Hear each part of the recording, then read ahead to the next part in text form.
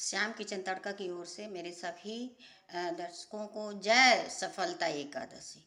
कि जैसा कि 2024 में नए साल में ये पहली सफलता एकादशी आ रही है, तो जो सफल करेगी मेरे नए वर्ष को, नया 2024 नया साल, तो सफलता एकादशी आ रही है। जो ये 7 तारीख को इसका व्रत किया जाएगा रविवार को, और 8 का इसका पारण होगा। तो 10वीं तिथि से जैसे सभी एकादशियों में मान्यता है कि जैसा कि पूजा पाठ की जाती, सात्विक भोजन किया जाता है, और रात होने से पहले रात में समय पहले से भोजन रात का कर लो, ऐसा कहा गया है।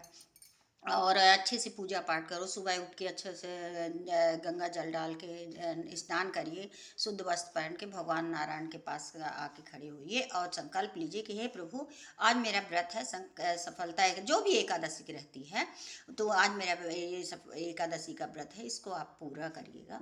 ये करके और आप उपास रखना चाहिए। तो भगवान कृष्ण भगवान से ये धर्मराज युधिष्ठिर ने पूछे थे कि ये पौष महीने का जो एकादशी आती है, इसकी किस नाम से जानी जाती है, इसका क्या फल है प्रभु, हमें सुनाए। और किसने रहा?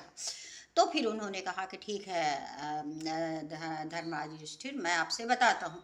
ये पौष माह के जो एकादशी आती है, और उसको सफलता एकादशी के नाम से जानी जाती है।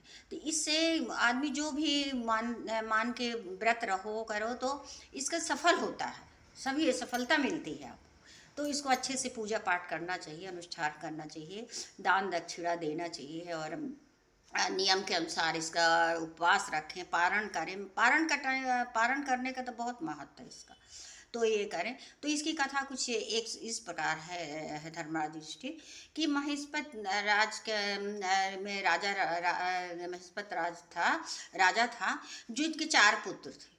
तो एक बड़ा पुत्र जो है बहुत ही अत्याचारी अन्यायी था, दारू मतलब पीता था। तो राजा ने अपने घर से उसको बाहर कर दिया। तो वो बाहर भटकने लगा। एक दिन क्या हुआ कि भूख प्यास से परेशान होके बैठा था झील के किनारे। तो उसका आधा दिन तो कुछ भी मिला नहीं खाने को, बहुत भूखा था, प्यासा था, कुछ मिला नहीं उसको खाने को। तो आधा दिन तो उसी में उसका उपवास हो गया। और फिर दूसरे दिन क्या है कि फिर पूरा दिन निराहार रह गया। तो इससे ये उसका व्रत पूरा हो गया।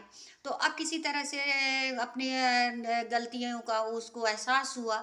तो राजा को पता चला कि मेरा पुत्र भटक रहा भूख प्यास से, और वो सुधर गया, फिर अच्छा आचरण करने लगा। तो राजा को पता चला। फिर राजा ने अपने पुत्र को बुलाया और कहा कि तुम अच्छे से रहो, पूजा पाठ करो, और सफलता एकादशी, उस दिन सफलता एकादशी थी, तो उसका पूरा व्रत हो गया।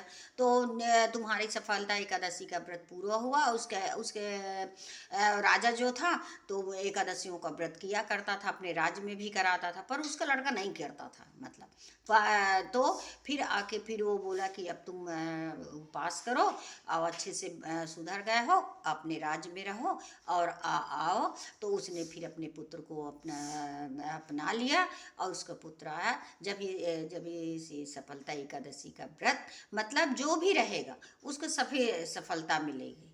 तो इसमें यही बताया गया है। तो इसका पारण का टाइम जो है, 7 तारीख को इसका व्रत किया जाएगा, ये रविवार को, और सोमवार को इसका पारण का होगा। तो हरिवासर समय में पारण नहीं किया जाता है। तो 7 बजे के बाद, 7 से 10 बजे के बीच में आप इसका पारण कर लीजिए। जैसे किसी किसी का सोमवार का व्रत रहता है, तो इसका पारण आप तुलसी और जल, गंगा जल से खोल सकते हैं, फल से भगवान के पास खड़े होके कि मेरा व्रत पूरा हुआ, संकल्प, अब मैं पारण कर रही हूँ। तो आप पारण के टाइम में ही एक इससे कर सकते हैं। और बस यही है इसकी कथा, एक कुछ इसी प्रकार है। कोई भी आप एकादशी रहिए, तो मान लीजिए कि सभी एकादशी अलग अलग नाम से जानी जाती है, अलग अलग उनका पुण्य है, अलग अलग सब कुछ बताया गया है। तो आप कथा तो कोई भी एकादशी की आप सुन सकते हैं ना, लगा के निकाल के।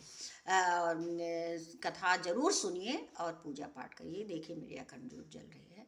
बस यही कहूँगी कि आप लोग भी व्रत करिए, और मेरा वीडियो ज़्यादा से ज़्यादा लोगों में शेयर करिए, ज़रूर देखिए। जय लक्ष्मी नारायण, जय श्री राम। ये सब भगवान मेरे बैठे हुए हैं। अब श्री राम अपने जन्मभूमि में अब पधारने वाले हैं 2024 22 जनवरी को। तो उनका भी अच्छे से होगा, अभिषेक पूजा पाठ, हम घर में बैठ के दर्शन करेंगे। बस यही कह के मैं अपने वीडियो में विराम लेना चाहती हूँ। जय लक्ष्मी नारायण।